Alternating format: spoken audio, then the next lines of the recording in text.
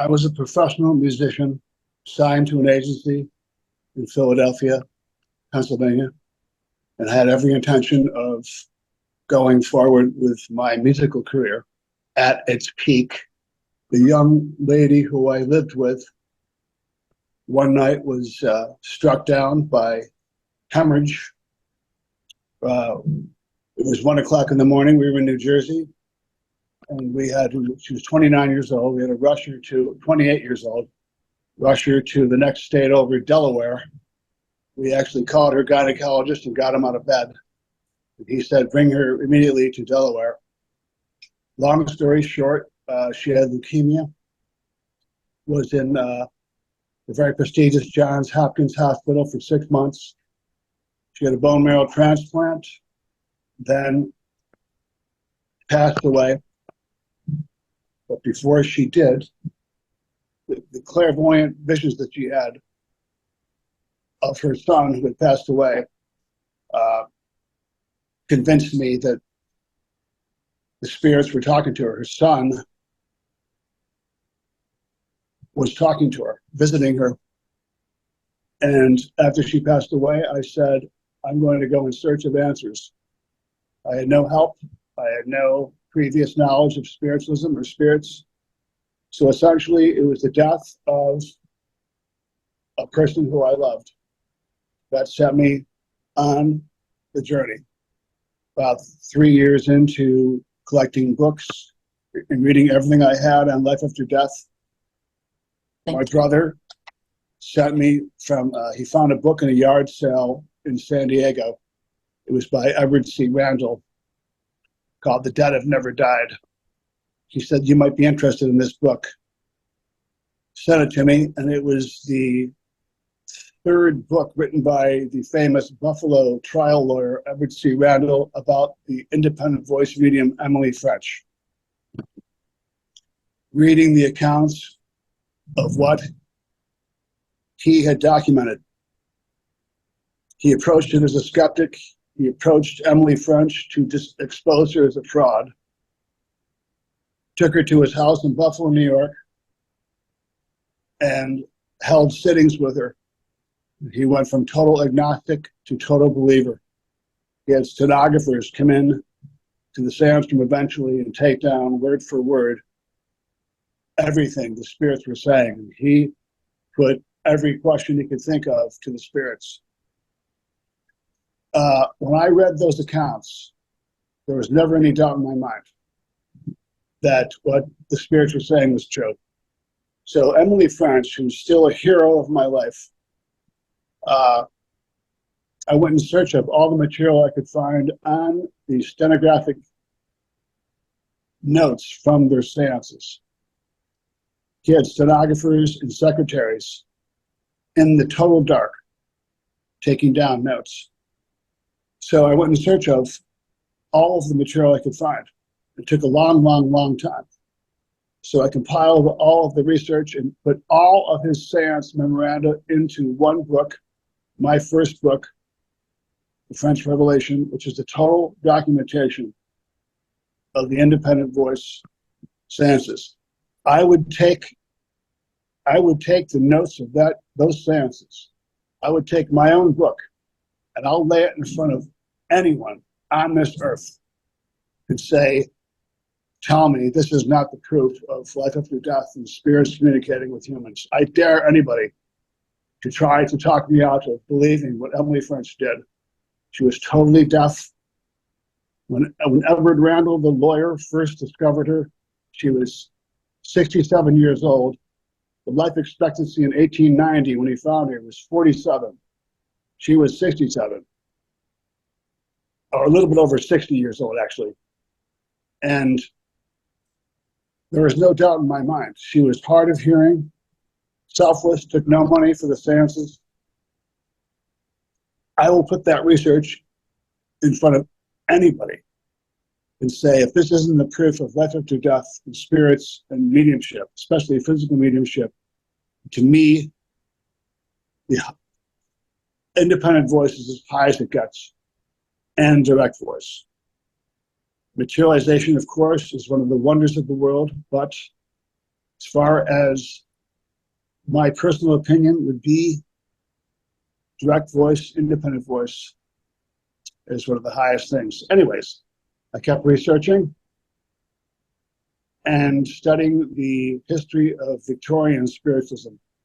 You and I talked yesterday about shamanism, Wendy. Lifetimes researching shamanism and spiritualism. They were the original spiritualists. It was a natural thing for them to communicate with spirits. But anyways, I kept going and going and going, and then finding out more and more about the tremendous and wonderful mediums throughout the history of spiritualism. So here we are, 31 years after the death of that young lady I said. 31. I just stayed with it.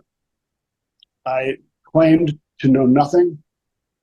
I approached it with an open mind, somewhat skeptical, but I knew that someone had died, and I knew that their spirit could not possibly have just gone away like a puff of smoke. That one thing kept me going. I left my musical career to the shock of many and said, I'm dedicating my life to finding out for myself the mysteries of life after death. Everybody can search as they do. I was on my own with no help whatsoever. I just started and researched the history of communication with the spirit world. So here we are. I could go on with this for a long time, Wendy, but I don't want to tire your people here on the Zoom by, I collected, I would say my library has 500 to 600 books, many of them rare books, and I read everything what the great minds had said about what they witnessed. Alfred Russel Wallace, Sir Oliver Lodge, Sir William Barrett, people that if you deny their findings, then you might as well deny anything written about history. So here we sit, book number 10, Etta Wreight, one of my heroes, born in my hometown, Oswego, New York. I didn't find that out until 6 years in to my research. You can imagine what a wonderful thing that was. So all these years, I've known about Etta for decades. So I sit before you now and say humbly that here is book number 10, and I'm honored and privileged to be talking to all of you. Henrietta, right. Like I said, born in my hometown, 1862. I searched for so long to find information about her upbringing and early life and found very little because nobody documented anything back then. I had historians looking, the librarian who was very much involved in Oswego, but I think when she was around 27 years old, she started to realize that spirits were manifesting in her presence. And luckily for Etta, who I would put as number 2 as far as the hierarchy of direct voice, first and foremost would be Elizabeth Blake of Bradwick, Ohio, number 1. And she's featured in my 3rd book, The Direct Voice, who I would put number 1. Etta Wreight, I would put number 2. If you read the eyewitness accounts of Etta, she primarily used the classic seance trumpet, the light aluminum megaphone that we're all aware of. So the spirits could, of course, magnify their voice. Essentially, the evidence is so overwhelming. of Etta Wreidt's legitimacy that only a fool would deny what happened. So in this book, it's only 140 pages. I didn't want to tire the readers with too much seance memoranda, but underlying all of it is the obviousness of the spirits communicating directly. I mean, the abundance of evidence. And evidence is the key to me as far as spirits communicating with humans. Show me the evidence. If a spirit wants to manifest, then within a reasonable degree of certainty, you must prove who you are. Otherwise, you cannot always trust everything you're hearing. But Etta Wreidt's seances were so documented by such names of such integrity that there it is. I feel great about having achieved a book about Etta finally.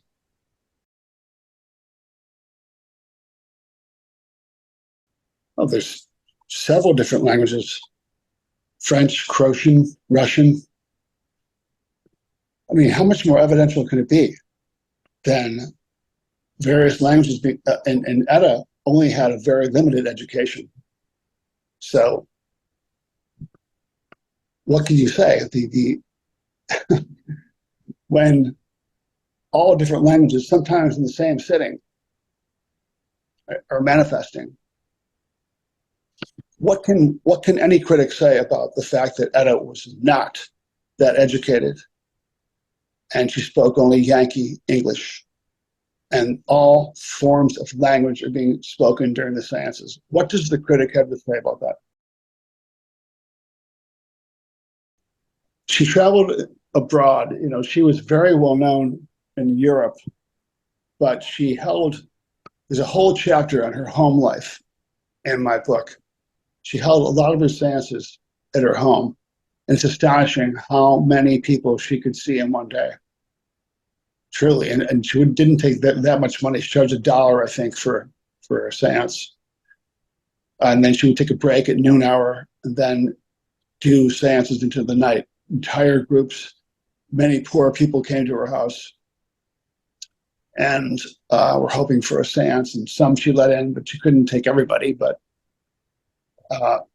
once again, Victorian spiritualism, the not-for-profit selflessness of the whole endeavor. It's astonishing when you read about her personal life, how much time she spent during the day to help others, as with most of the mediums I write about. Yes, thank you, Riley, for your good work. I was wondering whether you're familiar with the work of the British medium Jane Sherwood. Of course. Okay, because her channeled book from T.E. Lawrence is one of my very favorites of all. Great. And do you have any reflections on that one? Not Jane, no. I don't know enough about Jane. I'm not going to comment on something I don't know enough about, but I know about her. Yes. Okay, thanks. So I always find it interesting when mediums channel in different languages or have information come through in other languages. Were those languages present because there was somebody else present who spoke the same language, or did they happen without somebody who could interpret it? I can only speak from what I know, and that as far as Etta Wreidt's seances is because someone in the group was that nationality. That's what I would anticipate. Yeah. Why would they come in and speak another language that nobody understood? Right. Exactly. Thank you. Riley, how are you? I'm tired. Tired? Oh, have you done any research on Cora Richmond? No. She's a very interesting person that I've run across when I was doing the physical mediums from Lilydale. And she... Oh, you mean Cora? Cora, yeah. I think you said Aura. I was thinking, who's Aura? Oh my God, Cora's one of my heroes. Oh, yeah. Okay. Are you She's, doing? she comprises one of the chapters in one of my books, Spectral Evidence Volume 1, I think. One of the greatest trance mediums of all time. Hands down. Yes. Yes. One of the greatest.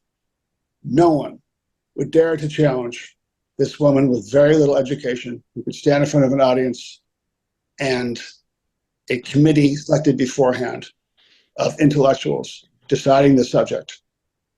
And then afterwards, this young woman going in trance and delivering an outstanding talk on the subject, including medical, science, physics, name it. How can a critic get beyond that one? I included her in Spectral Evidence 1, I think. Someone said in the audience, describe the mind, M-I-N-D, the mind. Can you imagine that? Being asked, what is the mind? And her oratory was matchless. She's one of my heroes. One of mine too. So thanks. Hi, Riley. Great Hello, my to see friend. you after all this time. Couple of points. Interestingly enough, one of my favorite older books is the one that Dan mentioned, Jane Sherwood. I don't have any questions about that, but it's just interesting to hear her mentioned. But I wanted to tell you, I discovered your work through Ian Lawton's book, Afterlife, which quotes your French Revelation book many, many times, as well as quoting other people. And I just wanted, that was my route into your first book. And I wondered if you knew that.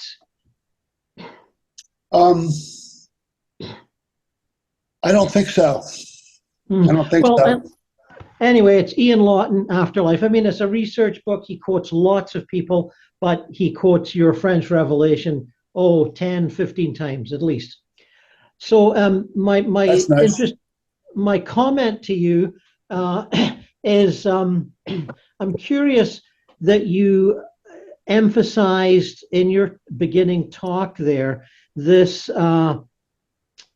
aversion to critics and skepticism, which I understand, but it suggests to me that you feel you're still fighting a battle against critics and skeptics.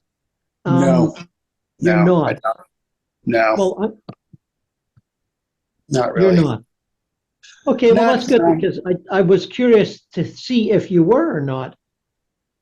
well, my attitude is I'll put before any critic. Hmm. I really don't care who believes, who doesn't.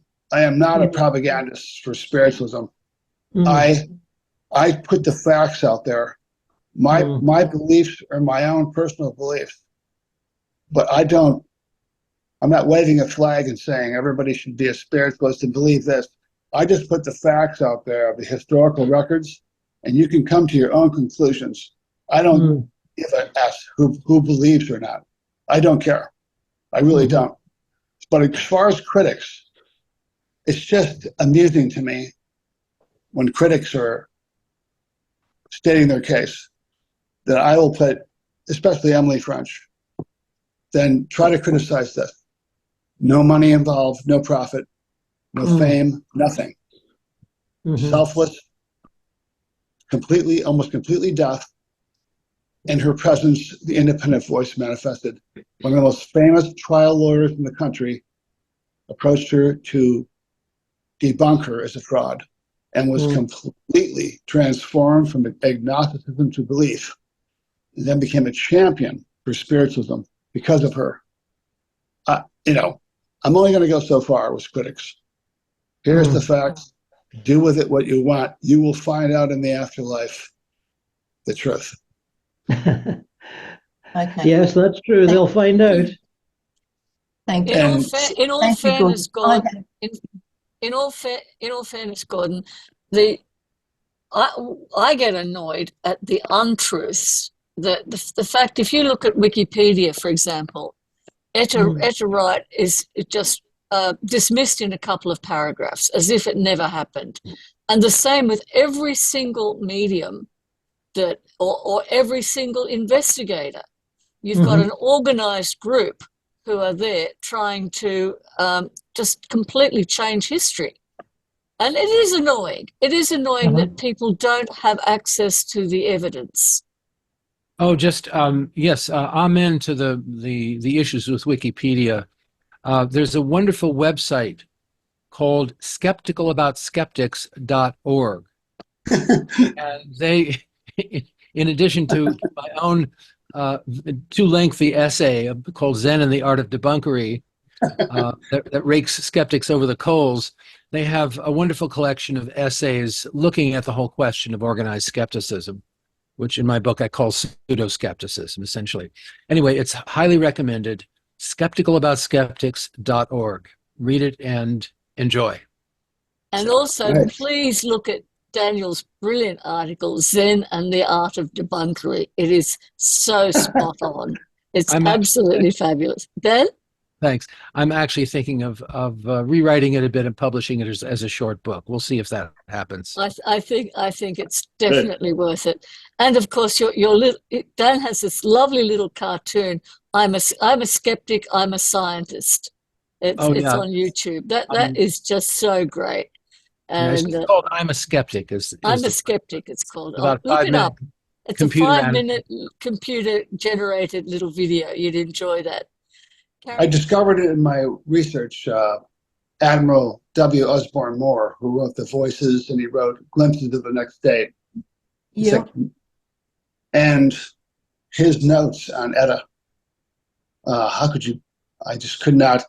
I devoured his books, and there were Glimpses of the Next State was very thick and big, and I read everything. I was my energy levels, because of loss, my senses were on alert when you're trying to discover how could someone possibly just disappear from your life. And I had nothing to go on before this. So everything I read stood out to me, and Admiral Osborne Moore's book did. And he spoke a lot about Etta Wreight. So Etta was always in my heart and soul. And then 6 years in to my research, I found a Hartman's Who's Who of Psychic Research book, little bookstore up in Pennsylvania. And in that book, I saw that she was born in my hometown. There has never been any doubt in my mind that that was a sign from Etta.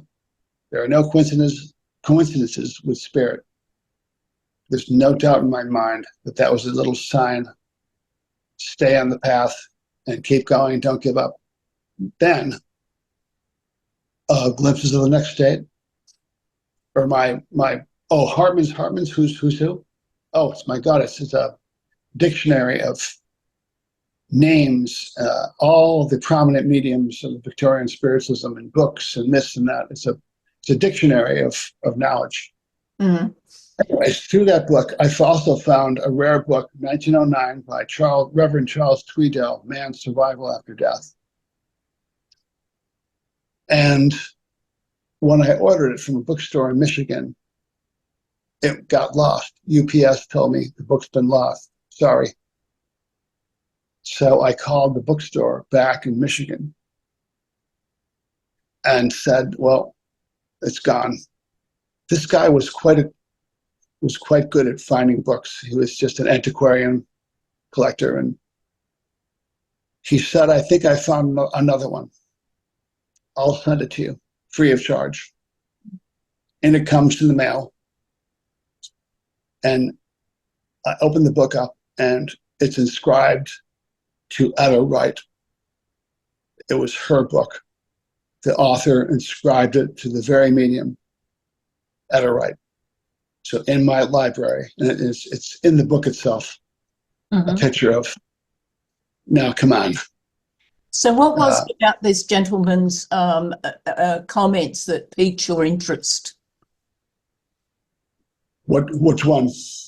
What gentleman? The original gentleman, where you came across his notes and he'd written about Etta. What was it that piqued your interest? He's an admiral in the British Navy. Osborne Yeah. Moore.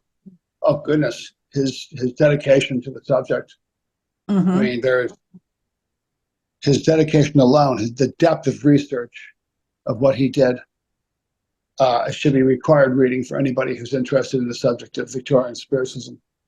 His depth and his note-taking and documentation of the mediums and the seance memoranda. Only few individuals can do that. Mm-hmm. Even now, what I've found after 31 years is how little has been written about so many mediums. Yes. Yes. So few people took pen to paper. Yeah. With the And I'm just always intrigued as to what makes you choose one over the other. Given mediums? That mediums. Given that you're exposed to so many mediums, that I wonder why one sticks out and you decide to pursue research on them. That's all. I'm interested in that. So, Sally, do go ahead. Oh, okay. Thank you. Did you get your answer that you were after, Karen? Sort of, yes. Okay. Well, let me say something first. Is that a lot of the mediums I write about in my second book on the Bang Sisters of Chicago, yes, the spirit precipitation portrait mediums. Yes. Two of my heroes, Elizabeth and May Bangs.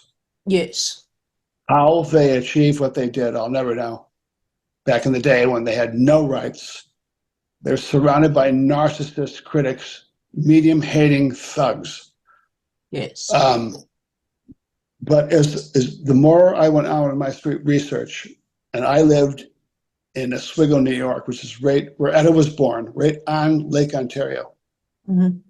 In the appendices of my second book, Portraits from Beyond, there is a chapter in the appendices called Spirit Zone of the Northeast. An astounding amount of the greatest physical mediums are all from the Great Lake regions, including Etta Wreight. Mm-hmm. She was born in my hometown, right on Lake Ontario. Yeah. So the more I kept going, the more mediums, physical mediums, I realized were from that area. Yeah. That's what got my attention to keep studying the physical mediums. And they just kept popping up from around the Great Lakes to the point where the list is so long. It's just truly astounding. The spirits in Admiral Osborne Moore's book, Glimpses from the Next State, a spirit comes through and says, because of the enormous electricity coming off of the Great Lakes and the cool, crisp, dry atmosphere, it is perfect for the manifestation of especially physical phenomena. The Davenport brothers, who I say are unequaled as far as, I mean, powerhouse physical mediumship. They had like Niagara Falls almost in their backyard. I mean, Buffalo, New York, where Lilydale is a powerhouse region of, who knows, the great mysteries, but all these mediums are from the same area. Mm. Yes, it does appear that water and mediums seem to go together. And as you were talking about the Great Lakes region, I'm like, there's something in the water. But I agree with you. There do seem to be hot spots for these things to develop.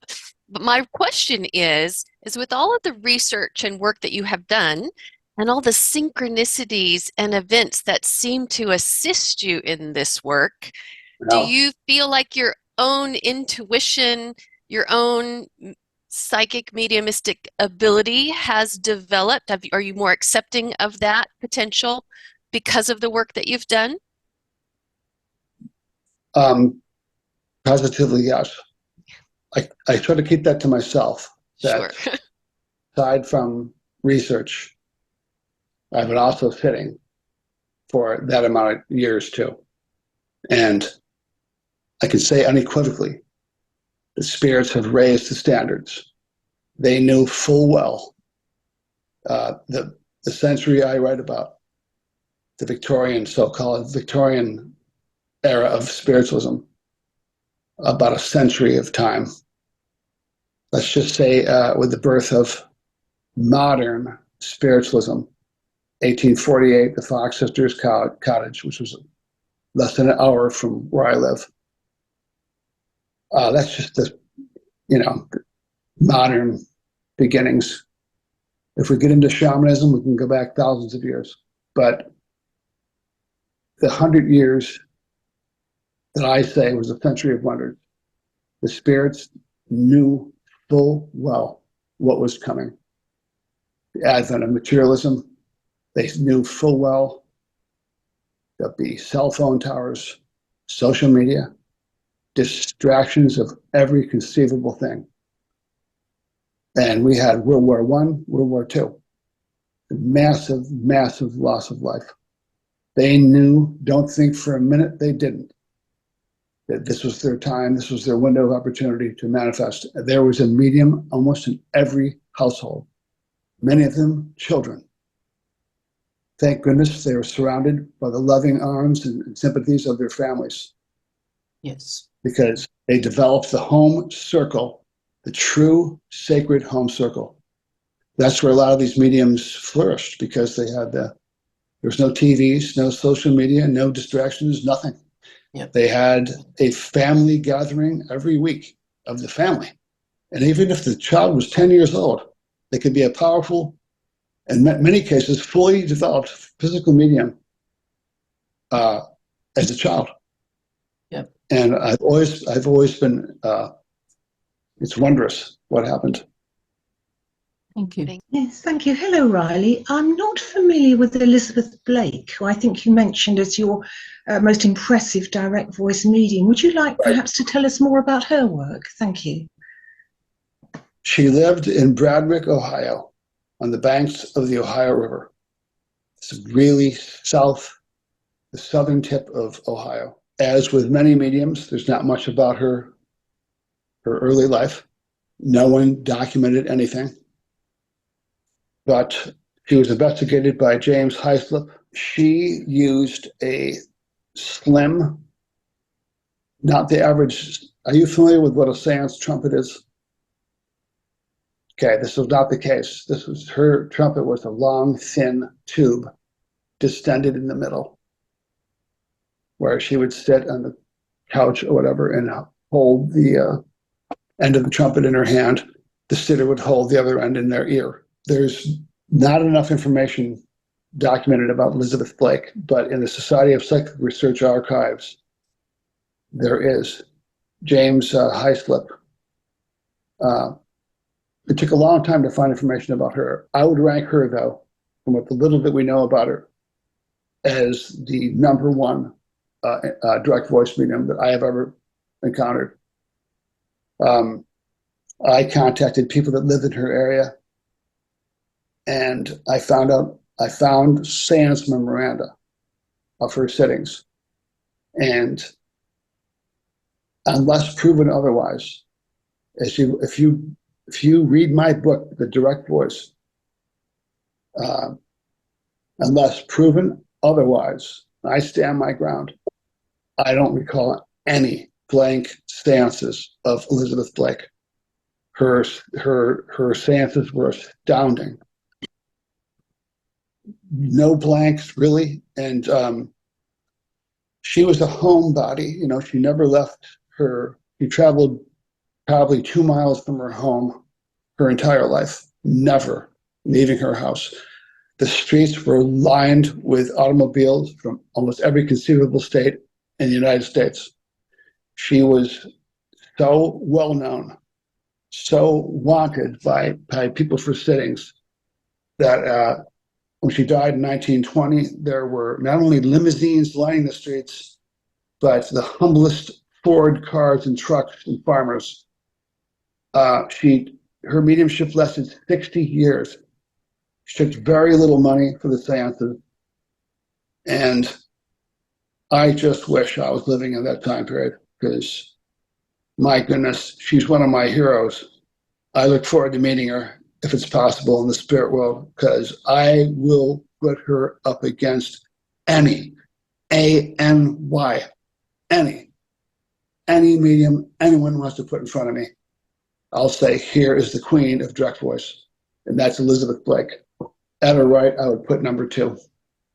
Because if you deny the evidential nature of these seances, then you're wasting your time, because you have to graduate beyond believing in life after death. I mean, there comes a point where you have to graduate from skepticism and get on with your life with these great truths, because I don't know. If you don't believe the testimony of people of unimpeachable integrity, then why do you believe anything in history? Then you believe the facts about World War II. Isn't that funny how you believe the battle in the Ardennes, but, oh, isn't that funny? You weren't there for that, were you? No. You believe this and that and this and that about history, world history, but you're skeptical about spiritualism history. Isn't that funny? When there's eyewitness accounts of spiritualism more than any subject, I think, in our history, there are literally thousands of people that have testified to the accounts of what they witnessed. You know, after a while, you have to say to yourself, I believe these truths, and now it's time to enjoy my life and move on, because you know that it's true. I can go on with this one for a long time. We Riley, appreciate your passion, Riley. I don't claim anything.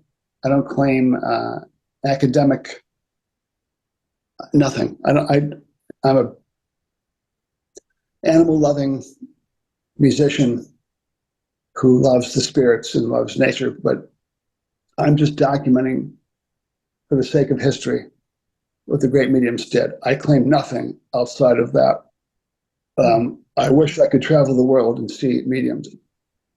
Leslie Flint is the best known direct voice medium today, I'd say. Why do you think he is so well known and some of the American direct voice mediums are not? Your guess is as good as mine. Colin took me to Leslie's house when I visited England. Leslie had already passed. I knew full well of Leslie's life, and I have 60 of his seance tapes. I don't know. I'm not sure why Leslie would be known, whereas the mediums I write about are not. Your guess is as good as mine, Wendy. I don't know why that is. That's why I'm trying to let these wonderful pioneers have their say. You know, I just feel compelled to do that.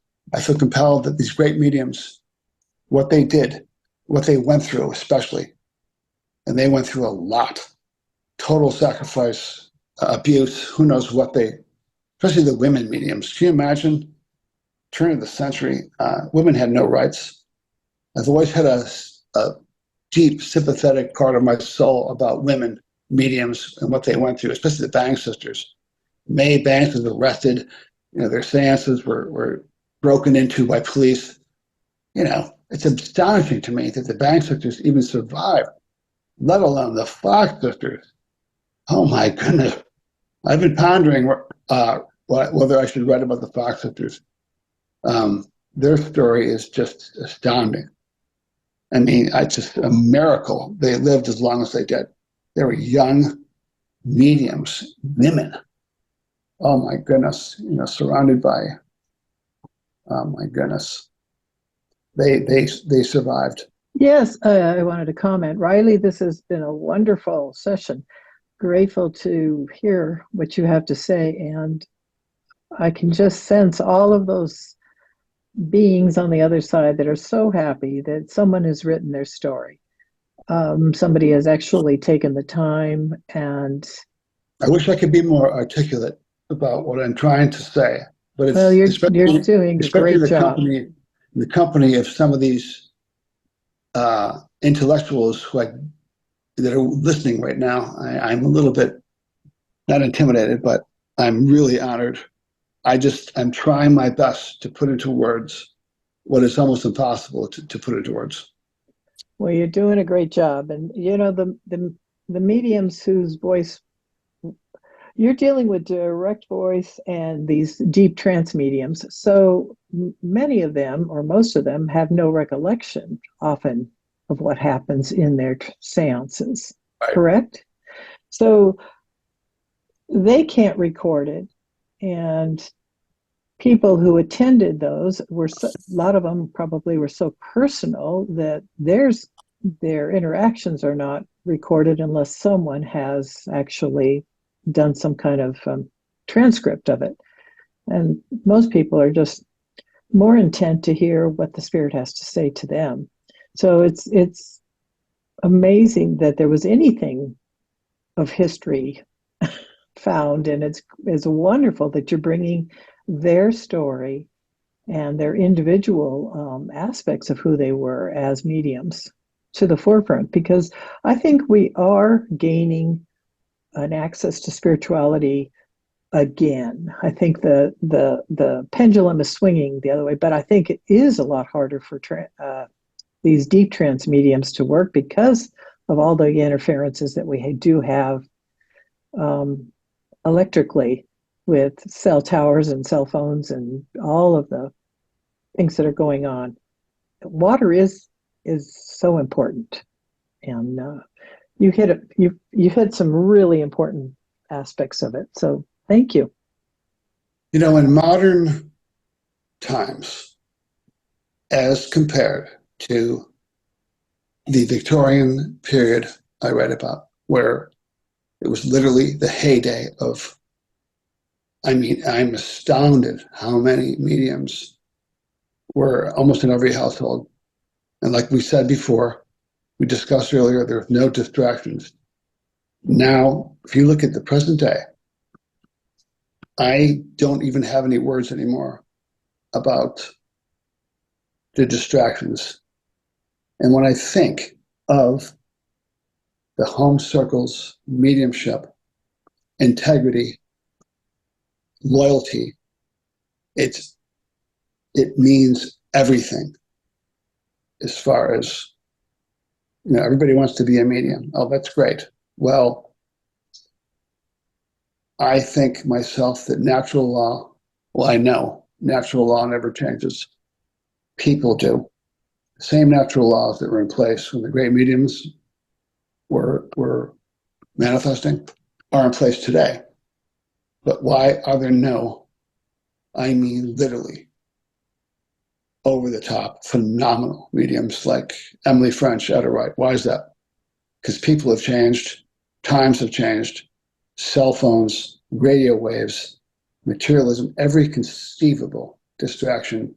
Everybody wants to be famous. You don't know who's hiding a cell phone in their pocket.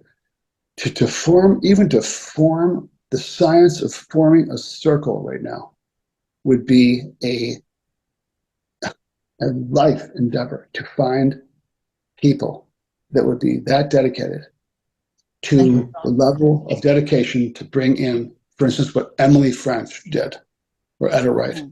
That is the highest level. And these days, where do you find anyone that can concentrate for more than 5 minutes? And you know what I'm saying? It takes a great deal of work to, I mean, it would be a lifelong endeavor right now to form a circle and say, like the medium George Spriggs, he's in one of my spectral evidence books, George Spriggs, their circle, he was one of the finest physical mediums, George Spriggs. Their circle, not only did they abstain from alcohol, smoking, their diets, they researched diets. They met the same time every week. They all were on the same page. It was truly the science of circle. George Spriggs' materialized spirits would walk out of the cabinet 50 feet away into the garden under the moonlight. They were so in sync as a battery. to bring the spirits through. I'm not saying it's impossible right now. I'm saying that the spirits have raised the stakes.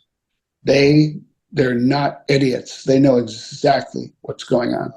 To anybody who's interested in research, bookfinder.com is one of the best search engines to find almost anything.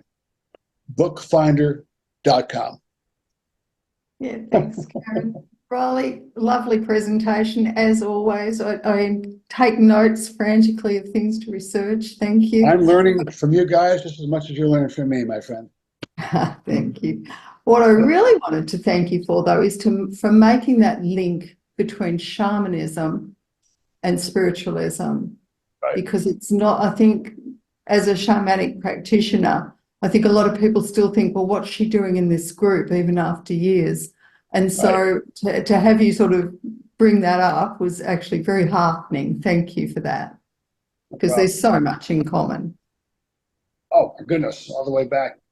Yeah, yeah. They were the original mediums. Yeah, yeah, exactly. It's why somebody like me does end up in groups like this, because it's a part of what you do. Yeah.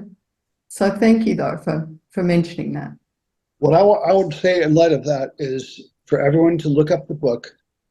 It's called Of Water and Spirit by Melodoma Some. Oh, read it. It's a fabulous, fabulous book. Yes.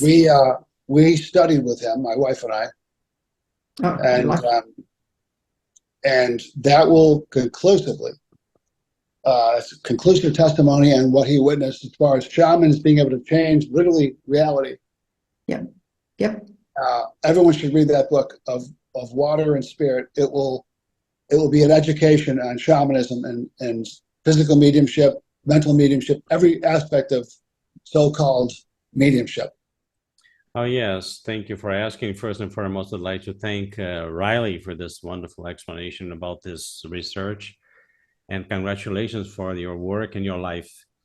Well, down here in Brazil, the point is actually the Spiritist movement and the mediumistic circles have come to a conclusion that we are in need of very turning point to this, because nowadays we have so many people under psychiatric treatment, and the psychiatric treatment, they solve the problems in terms of superficial areas of the spiritual body and the physical body, but not the soul's problem. So we need to have this match of between the spiritual treatment, psychiatric treatment, and psychological treatment. And the healing process nowadays is into this area, because, the spirits can come and heal your body, but if you don't heal your soul, the body will get sick sooner or later again. Right? So the movement goes into this area with the help of many spiritist hospitals, spiritist doctors, spiritist psychiatrists that have the notion of the situation. And of course, the movement in terms of spiritism itself has had a kind of a revival, because, for example, of the movie and Nosso Lar 2, right? Astral City 2, and this movie one more time made spiritists more enthusiastic to display their thoughts on the web and the internet and so on and so forth. Lots of podcasts and videos, and I think it's getting much better, isn't it, Lily? Yeah. So much so that's difficult even for us to stay here on Sundays with you, that we like so much coming here, but we usually have our Saturdays and Sundays busy because of that. Cheers. It started out as a mechanical writing, but people were so enthusiastic about his mediumship that his friends tried to induce him to start a physical medium circle. And he did.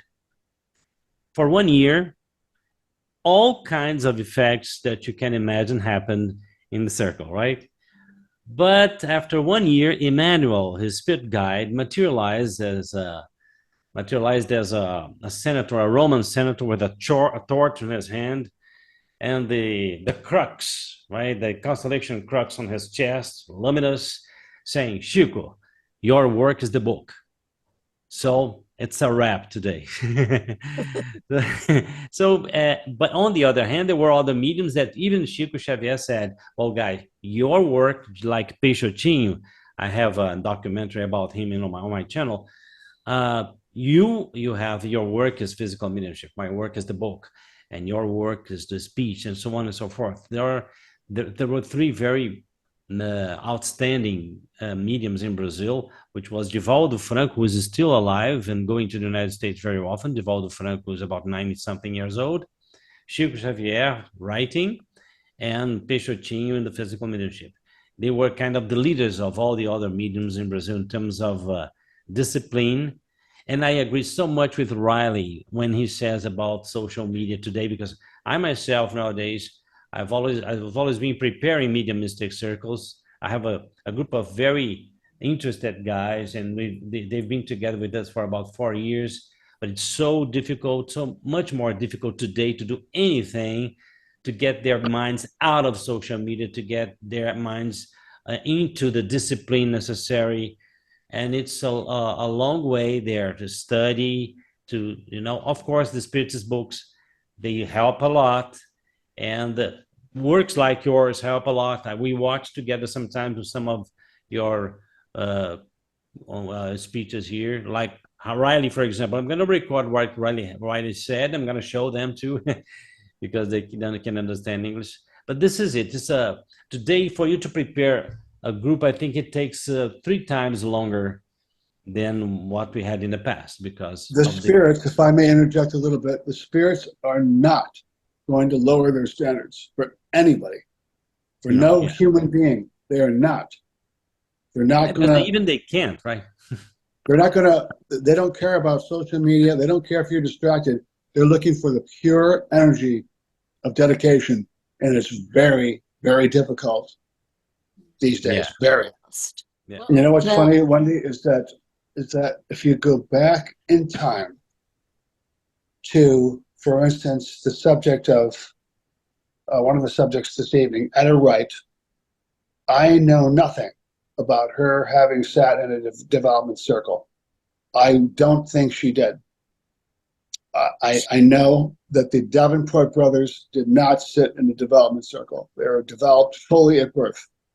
The Eddy brothers, fully at birth, developed. It's almost like the further back you go, even to shamanism, they were pure mediums.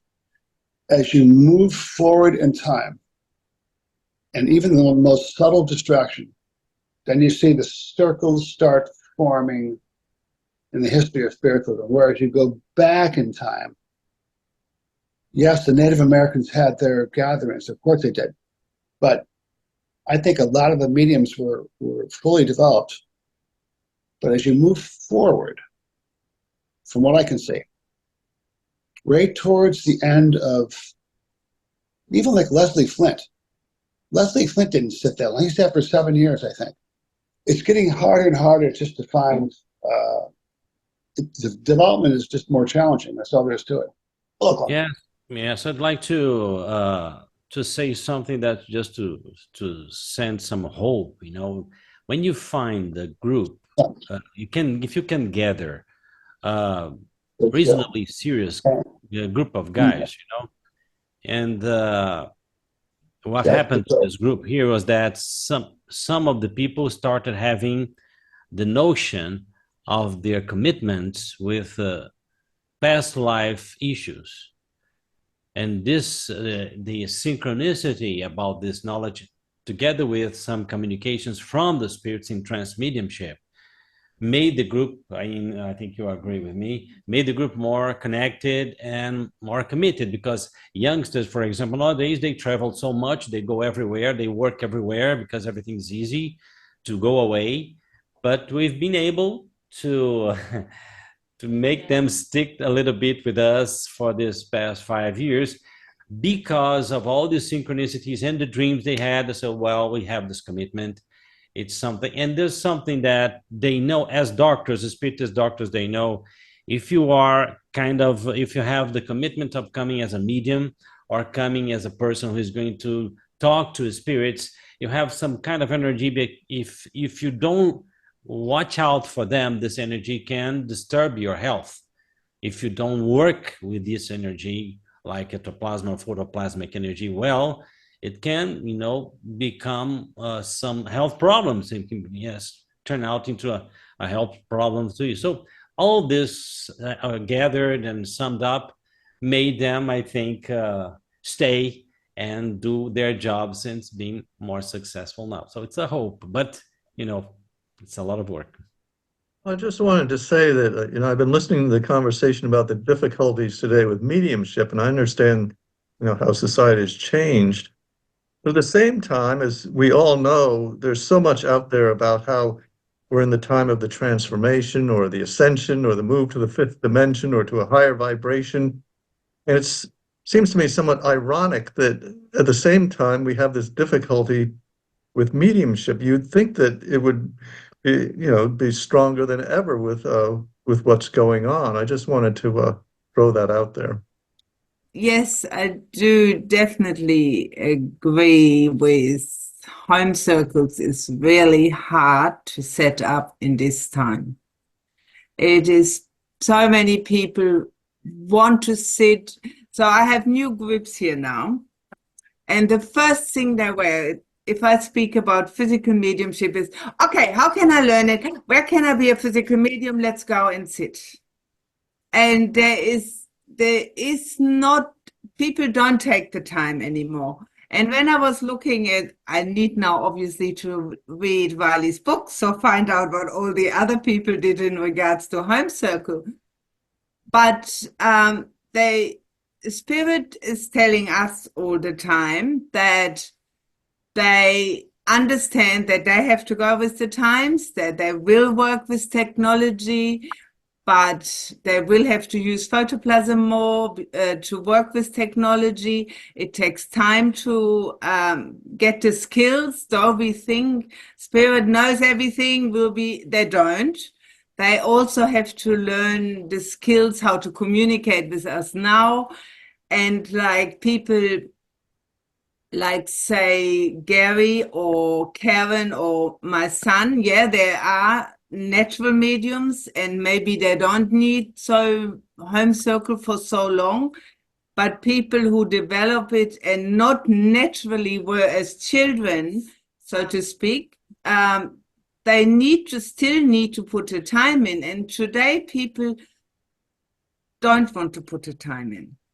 And when I have spoken to all the mediums who are out there right now and who are quite successful, and they have said, many have said for many, many, many years. And what I found, the only thing what really, really made them great mediums was that home circles, they actually harmonized. They actually were there for the medium. They actually were there for Spirit. They didn't want to be a medium themselves. And if they did, they sit in another night and everyone sits for them. This whole mishmash, everyone wants to be a medium and nobody really wants to give their energy. It's really difficult in these times, and people have no time, and then to come and sit for 5 years for maybe nothing, it's just not really a thing these days. I think it's really difficult.